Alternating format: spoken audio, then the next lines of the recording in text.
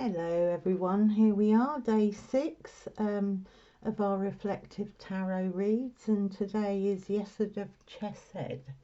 So it's the 9th and 4th Sephirot on the Tree of Life.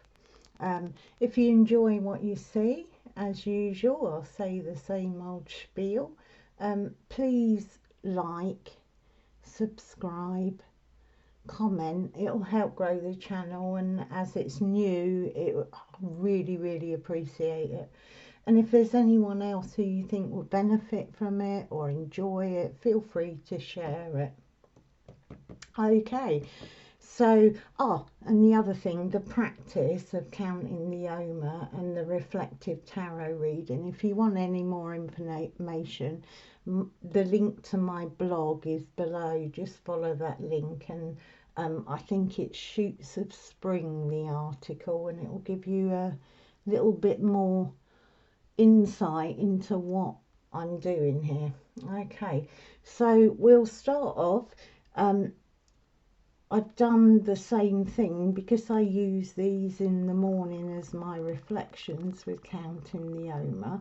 The cards are pre-selected. We've got the 9 of Cups, which is Yesod, the 9th Sephirot, and we've got the 4 of Cups, which is the 4th Sephirot, Chesed.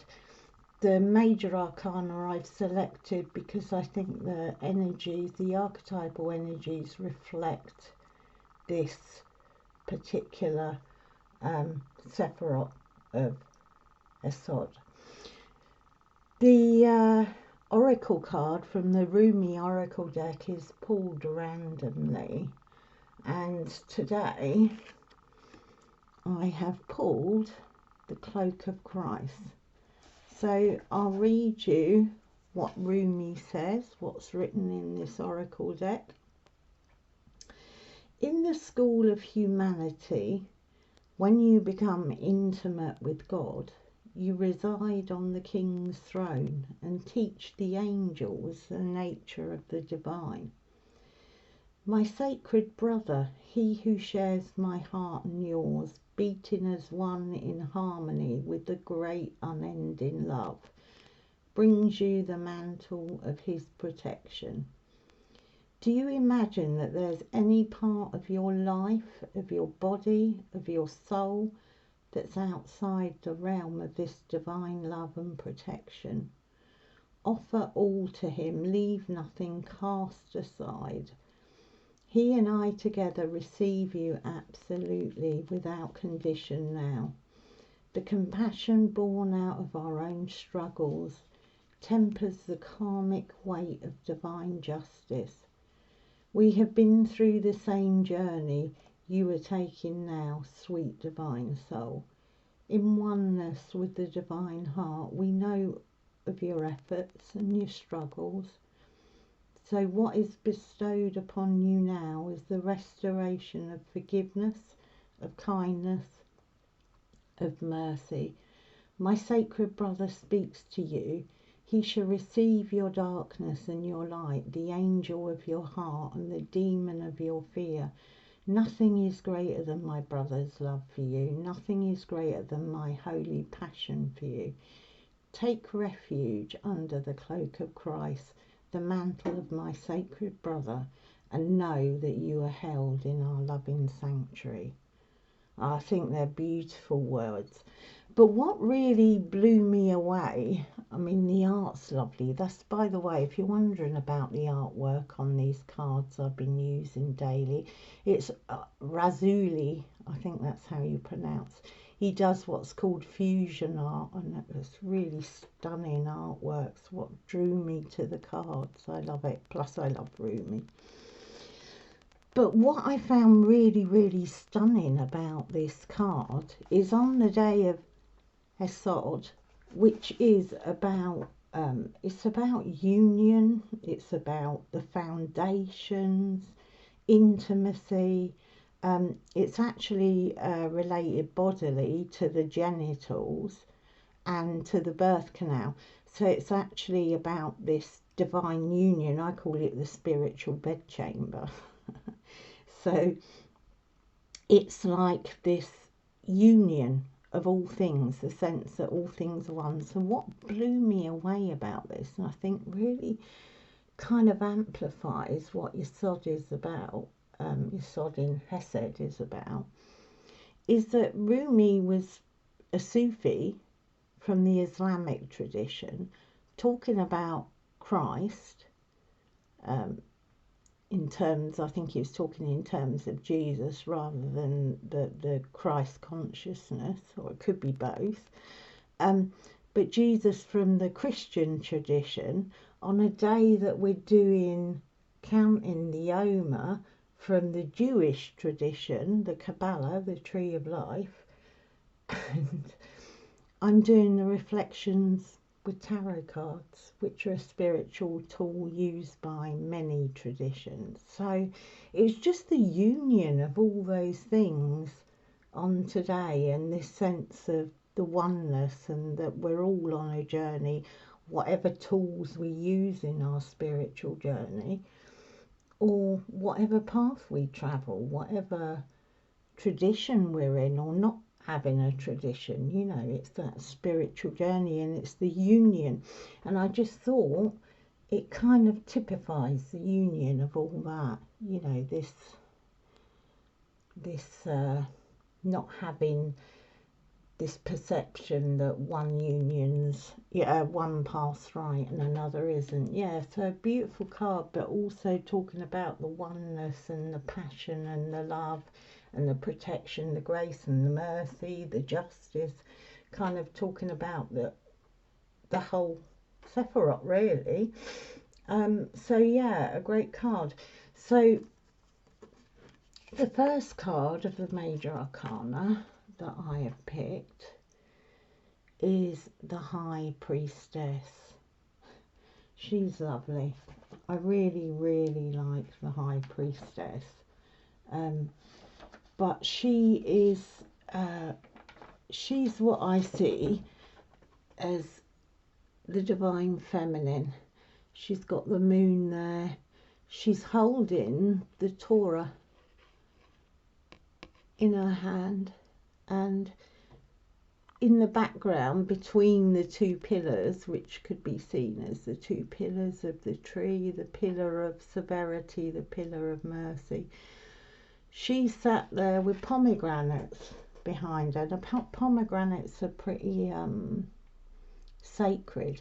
They're actually sewn onto the hems of the I think it's the Levites, I can never pronounce it, the priesthood's robes, because it signified the seeds in the pomegranate. Apparently there's 613 or 631, I've forgotten now, but they each seed represents a law of the Torah. It's a lot of laws. But also the pomegranate is kind of in a lot of mythological, the story of I always have trouble pronouncing her name, Persephone, Demeter, Hecate, that story. Now Persephone ate the seeds of the pomegranate, and it's a sign of marriage fertility, so she ended up being married in a sense to Hades, the lord of the underworld. But that story is actually a story of spiritual evolution, of the union there of the underworld and the maiden, the young girl, but she's also the mother, and she's the old crone. So it's about the development, spiritual development of the divine feminine. So she's a wonderful card. She's about the deep unconsciousness of self and humanity. She can be like dark night of the soul energy, where you're stripped of your persona and you're faced with the truth about yourself. So like, yeah, the transformation of material, the spiritual youth, the persona, and the development into wisdom. Yeah, so she's and in the Tree of Life, the divine feminine is the Shekinah, the presence, the presence of God, the divine feminine presence of God. So she's a wonderful card for this. Then we go on to the Hermit, and again she's about descent into the unconscious, and he's more about descent into the material world, and a journey to bring union with his higher spiritual self. He's got the 6-pointed star there, which this, but kind of as a light. It's an illumination, but that's the union of the masculine and the feminine. It's the union of the opposites. It's the union of material with spiritual. It's the union of your kind of lower nature, your instinctual nature with your higher self. So he's really about a mystical union via reflections. You hear about hermits reflecting on the horizon, reflecting on nature, and hearing the heartbeat of God, really hearing the heartbeat of source, of oneness within the material. So that mystical union, which can be experienced as erotic, really, which is why I picked him for Yesod, because that is about in the material, it's about sexual union, so the eroticism, but seeing behind that as the union, the spiritual union of man, woman with God. Yeah, so he kind of typifies that. I mean, and if you just go read the mystics, read Rumi, read Song of Songs in the Bible, that mystical union, the spiritual bedchamber, can be experienced as erotic, and it is the sexual union in life, not necessarily male female, but that intimate bonding sexual union of two souls, two people, physically, emotionally, mentally, you know, that vulnerability, that surrender to one another. So I kind of see him like that. The other thing about the Hermit is he is an energy that knows everything is one. So there is no separation. There's no separation. Everything that is seen and unseen, material or physical, or, you know, within the spiritual realms, are all within the one. A bit like that holographic mirror I talked about, you know, shattering down, but each piece holding that one that one reflection of the whole. So he knows that. So the journey he's going on, because he knows the scale was weighted, so he's choosing the path of least resistance. He's going with the sacred. He's walking with the sacred, and he's submitting inwardly to that. He sees behind the illusions of the material.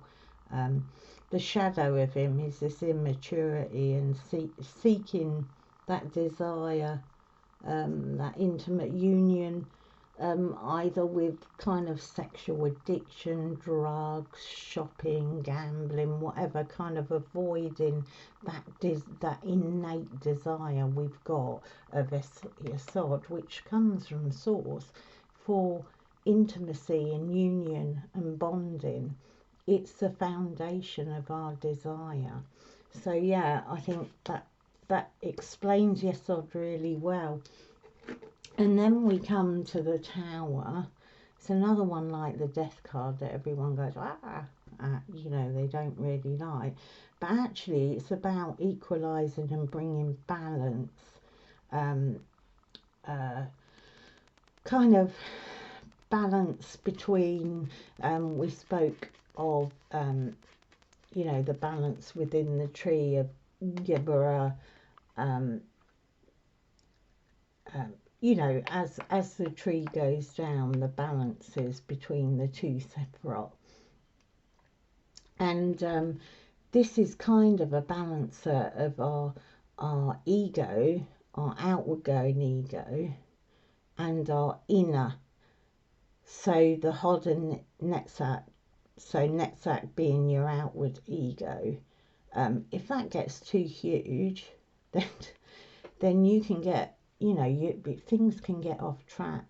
We can forget about loving kindness of Hesed. And if you look on there, the tower, it's got again the Yod, the Hebrew Yod, which is the hand finger of God. We've also got the lightning, which is often figured on the tree of life, because it's that downward path of energy, but it's hitting the tower. That is where we are going to be shown in our lives through circumstances, the imbalance that we hold within us, you know, where we're unbalanced, where we're imbalanced with our environment, where we're imbalanced with other people, where we're imbalanced spiritually. So that is what the tower is. When we get our crisis, the crisis is there to bring us back into balance. You know, the force of Hesed, you know, this guy refusing his cup for whatever reason, maybe because, you know, in a spiritual sense, he may be too stuck at looking at what's in front of him, too stuck in, you know, the fear of intimate connection. So he's refusing to see his blocks. And then the tower moment will come, you know. And I mean, if you think we're having a global tower moment at the moment because of our refusal to look at, we've got the climate crisis, we've got the global lockdown and virus, whatever your views on that. We've got political problems. We've got tower with our youth, the level of mental health, suicide. We've got a lot, you know, and are we going to refuse to look at our, you know, if we look at the environment, are we going to refuse and keep going, you know, with consumerism and kind of pillaging the earth of all of its resources to satisfy our own needs without any thought of our connection? We are nature, we're part of nature, and if we don't look at that connection, you know, we're going to be in deep trouble. So yeah, there's the tower, and that is what that tower brings. It brings an equalizing balance, either personally or in the wider community. Collectively, you can get your tower moments, which I think we've been in the whole of 2020 and are still in to some respects in some part of the world. So there are our cards. Now the 9 is Yesod. That's the 9th Sephirot. Now here's a guy, here's a man who is sitting there with these 9 cups. He's looking extremely pleased with himself. But what strikes me about these 9 cups is they're behind him, and his stance, like this guy, is kind of a closed body language. It's folded arms, it's a closedness, but he's looking kind of a bit petulant. He's looking really pleased at himself. So it's like it could be all his achievements, you know, he's saying, look at what I've done. And in terms of Yesod, and the union and the desire for intimacy and union, this guy these cups could be the notch on his bedpost of the people he's had in there, you know, because he's so fearful of becoming intimate with one. He's not looking at his bond and his desire of being with the one. So these can be things that we're not willing to share. He hasn't got that in front of him. So I mean, spiritually, you know, we might be avoiding intimacy with other people and not putting the wisdom we've learned or the things that we've learned from our, say, our inward journeys, these journeys, you know, the journey into the unconscious, the journey of the material, but the inward journey. And we may have gained a lot of achievement. You hear it in a lot of circles, spiritual circles, you know, I've gained this achievement. There's kind of almost a competitiveness about what they've gained spiritually. And it can be, but they, you know, people are not wanting to share it, or they're using that kind of obsessive spiritual search to ignore what's going on inside them. Yeah, there's also, you hear things like, what was it I heard the other day? My vibration is higher than the person I'm with, and they're not good for me. They bring my vibration down. Therefore, I'm going to walk away from them. I'm not dealing with that. Well, there's a sense in that, one, that can be really proud, but also we're all one. We're all part of one. We're part of the whole. And I think, you know, I'm not saying you need to stay with people when they're abusive or they're bad for you, or they're, but I think with Yesod, we've got to make sure that we're not using that spiritual excuse as a way to avoid what's going on in us. You know, is it that actually we can't face ourselves and face the difficulties we got within us with bonding with that person? These are questions that need asking before we say, oh, they're lower vibration, I'm going to leave them. Yeah, so they're kind of things that we can look at. But this Yesod, it's such a powerful energy. It is all the energies of the upper Sephirot funneling into one place.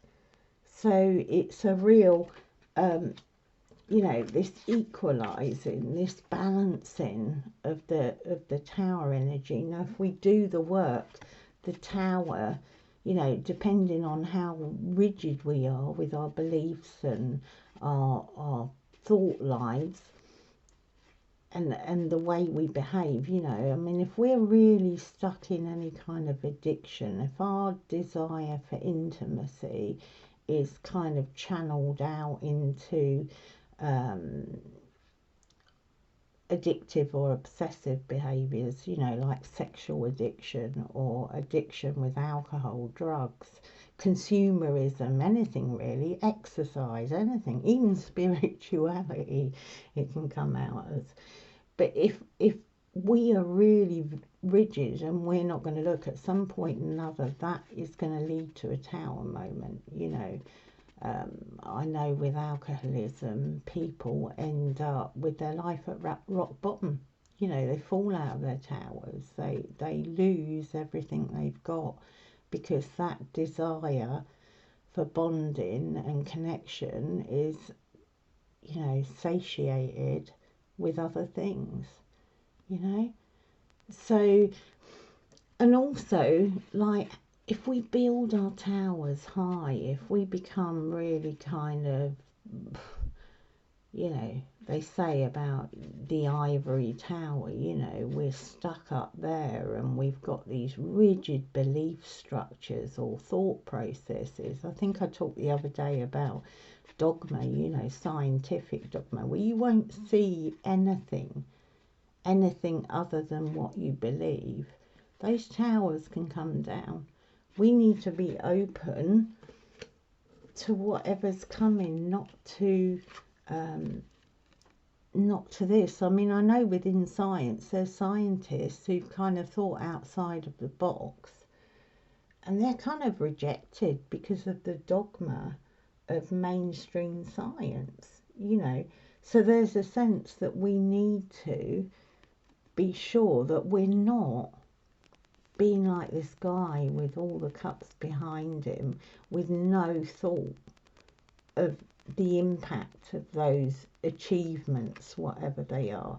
And achievement's great, and having, you know, being proud of what you have achieved is good. But with Yesod, it's about balance. It's about the marrying of those things. So it's an inward and outer achievement, and it's kind of acknowledging that everything that comes to you is coming from the one source, and that we all need to be sharing what we've got, because, you know, we just do. We need to share. We need to share what we got. We need to be not like kept in one place.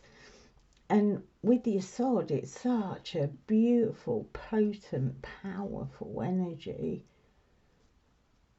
And, you know, it comes from at the beginning of life, our bonds with our mothers and the attachment. So if we're in a place where we've lost or we've got issues with attachment, that desire can be kind of warped slightly. It can lead us into relationships with people who are abusive, who are not good for us, because of that deep, deep desire to be connected, to have the love, to have that kind of intimacy and bonding, that foundation, so you're not alone. That can lead you to codependent or abusive relationships. And, you know, so these things really need looking at us. If our desire for connection and for union with others, we need to be looking at that, and in terms of where does that come out of a place of lack, you know, where we didn't get what we needed in our childhoods, where we had bad upbringings, or we've got fear of being left, fear of being alone. Yeah, all these issues all need looking at, so that we're not relating from that kind of warped desire, or we're not like trying to get that from our achievements, from and then kind of lording that over. Because if you lord what you've got over other people, you've built a very high tower, and that will come down, you know. And as a collective, as I said, you know, we need to, I mean, I think collectively and astrologically, we're moving into a time of the collective, the age of Aquarius, where it is about the whole. It is about the anima mundi, the world soul. It's about, you know, it's all those concepts of the whole, of us all in it together. And I think this global crisis is actually a shake-up for us. It's a huge shake-up for us, a huge wake-up call in terms of how we're managing, you know. And it shows up. It's shown up massive divisions between those with money, those without, and you know, between ethnic groups in terms of the illness and who succumbs to that illness. It's shown up things within the systems, politically, but the brilliant thing about that crisis, it's, you know, that collective tower moment that we've had. What it's also done is it's made people reassess. While we've all been globally in lockdown, you've seen the thing with all the animals coming into the cities. The waters have cleared up, the skies, the atmosphere's cleared up. So, you know, people are looking and saying, oh my goodness, look, that we've lost our connection with our natural environment. We need, in that tower moment of the global lockdown, it's made us look at the things outside, the nature, the fact that we are nature. Also, we've appreciated more the things that we just took for granted, our families, you know. People have been cut off from that connection and that intimacy with the people they love, you know. They can't hug them, or they can't get to see them, and everybody is reassessed. It's as far as I'm concerned, it's a global tower moment from source intelligence saying, wake up, you know, have some gratitude for those things. Look at your life, see what's important. Is, you know, working 24/7, consuming 24/7, is that important? You know, it's also helped people come to terms with what's in their subconscious, the fears, you know, the fear of death, the fear of losing. All these things have surfaced, and it's not all bad. It's good. It's helping us to see where we're disconnected, like within the unconscious. To see where we're stuck, you know, to uncover what's hidden in us that we probably wouldn't have seen because we'd be distracted with going out to work, you know, getting all our cups stacked up and saying, look what I've done, look how wonderful I am, you know. But we've been led somewhere where we need to stop and we need to look at our relationship with ourselves. We need to look at our relationship to the environment and our impact on the environment, because we are nature. We need to reassess that again. We need nature. Nature doesn't need us. It will carry on without us, but we need it, and we are nature. We're part of that whole.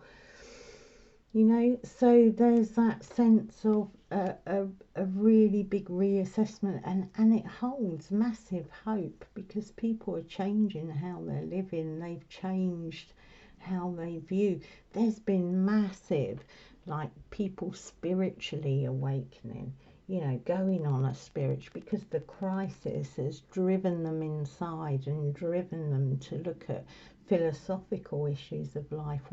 What is the meaning of life? And it's made them look at the structure of society, their conditioning, you know, where there's people on two sides. You know, you've got those who are the conspiracy theories in terms of what this virus is about, the alternative views. I don't like saying that word, but the alternative views, and it's brought kind of this real opposition. It's made people really, really aware of the opposition. You're just going to have to give me one moment. Sorry, my battery's running low.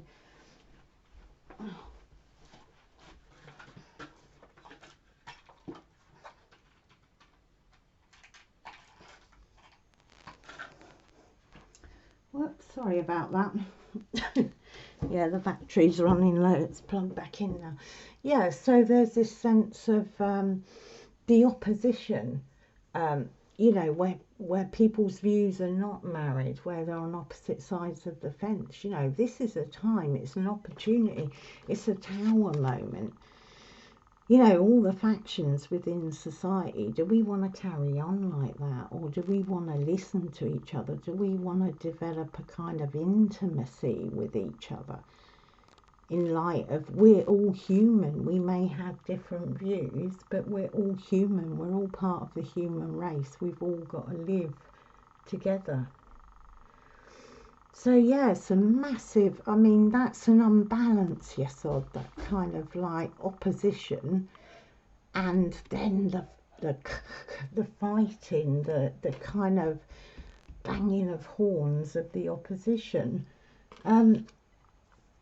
So they are cards. They're my reflections in terms of, you know, collectively, the tower moment we're having collectively, but also on the personal level about our, you know, looking at the balance within ourselves, you know, are we even intimate with ourselves? Do we know ourselves? Are we connected, or are we dissociated with our needs, our desires, our hopes, our wishes, our dreams? Have we been so long, you know, in this almost like robot, back to work in the morning, back home, eat, watch TV, go to bed, you know, never spending time to reflect upon your own kind of state of where you are. And then the reflections on intimacy, and where intimacy can be a beautiful thing, you know, like this guy, he's looked at the world, the physical, he knows that, you know, say making love with your partner, whoever that may be, is a union. It reflects a beautiful spiritual union. It's a spiritual bedchamber. And as all these energies flow down, they'll flow down into the last Sephirot tomorrow that we look at, which is the kingdom, the world. But what happens then is we raise that back up. That's the whole thing. We're raising that spark back up. People talk about ascension. That's what it is. Rising the spark back up to come into a place of union. You know, to get from Malkut to Yesod. You know, there's a sense that we need to look at the opposites. We need to look at the shadow. We need to be this divine feminine and allow the receptivity of that, what's emerging from your subconscious, individually and collectively, what is arising, what is merging out of you, you know. So yeah, I could go on for ages, but I will stop the reading there. I hope there's something useful there for you. And what I'm going to do, because Yesod, because it is the it's that ninth Sephirot, it's actually represented by the chakra, and the chakra, you know, low down in your belly, is about creativity, it's about fertility, passion, relationships. So I've got the sacral chakra cards out, and I'll give them a shuffle to see what we've got here to add to this read.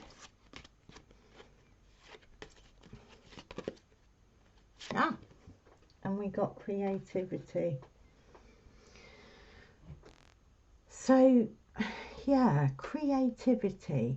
I mean, the whole business of Yesod is the creative power coming from source downwards.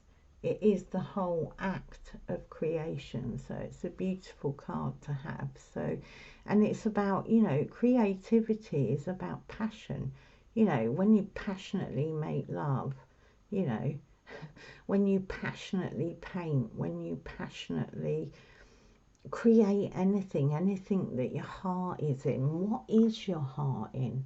You know, are you in opposition? Are you actually looking at your passions and your creative hopes and dreams? Are you refusing those because you need to, or you feel that you need to be doing something else? Or are you following what's been put into you?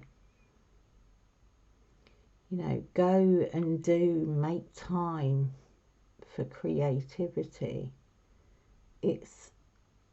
We're creative beings.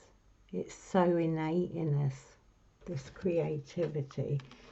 So, and if you feel you have imbalance or in that sacral chakra, as I said yesterday, just go online. There are meditations to meditate on your sacral chakra. There are also meditations on the tree of life, so you can go and meditate on Yesod.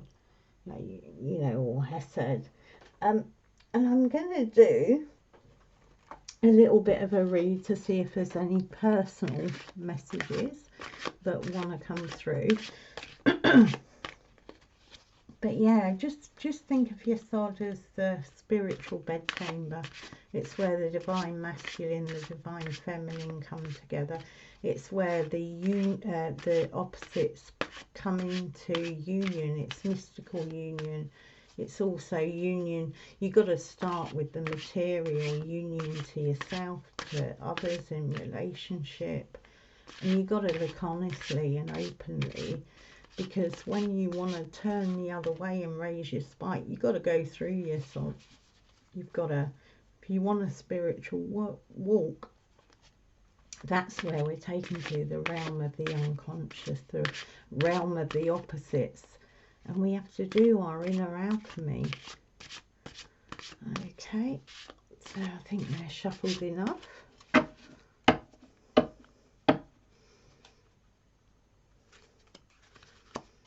So, we have the Eight of Cups. That was from yesterday. We have the Empress. And we have the Fool. And the Four of Pentacles is the bottom card. So what we've got here, we have this guy, when I mentioned earlier about walking away because vibrational energy is not, you know, are you walking away for the right reasons? Are you walking away? Are you crossing the river and taking this path of the moon for the right reasons? You know, we've got the Empress. She is life, decay, regeneration, death. She's the bigger cycles. And we've got the Fool, which is the cosmic egg, the egg of all potential. It's you know, it's the root of all creative, you know, that creativity. So it's that sense of, you know, taking a trip to look inside yourself, into your subconscious. Look at your actions in the world. Look in your own psyche, you know. The cycles in your life of birth, death. Are you accepting those? Are you seeing that these tower moments, you know, are you dealing with your fears that come with these tower moments? Or are you seeing that life is just against you, you know, and refusing even the tower moments that are profound times of change, if you allow them to be? So, yeah, so I feel this is a message for someone who's either on a journey and they're taking this path, you know, they've had loss, they've had their tower moment, they've mourned, they've grieved, they've looked at their losses, they're looking inside themselves, they're taking that walk away from the things that are stopping them within themselves and outside. They're kind of cooperating with the cycles of nature, they're accepting how life is. And there's new beginning, there's creative, huge creative potential. And with Yesod and Chesed, it's like this loving kindness, this endless flow of love that comes down and brings that union. So, yeah, encouragement for someone if they are, you know, grappling with the cycles in life and their tower moments, if they're grappling, you know, but also for someone who is walking away from things for the wrong reasons. So there are your cards. There is the reflective read for today. I hope it's helpful, and tomorrow it'll be the 10th Sephirot, which is Malkut, and that is about today. But today is about foundations, about sacred union. It's about alchemy, our inner alchemy, our creativity. It's about unifying faiths and unifying the whole within us and externally. So lots of love to you all. See you tomorrow. Bye bye.